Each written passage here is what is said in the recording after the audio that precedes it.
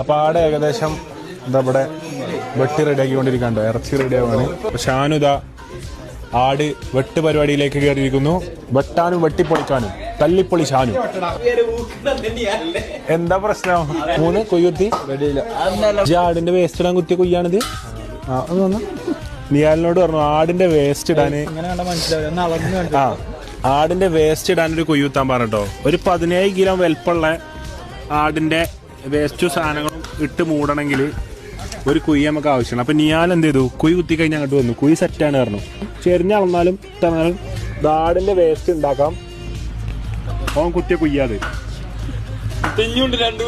ദേ കോഴിക്ക് കാഷ്ടടാനുള്ള കുയ്യതില്ല.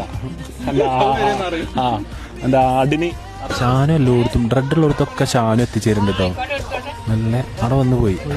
മെല്ലെ പെണ്ണുങ്ങളെ ഇഞ്ച പെണ്ണുങ്ങളെ പണിയെടുപ്പിച്ചാൽ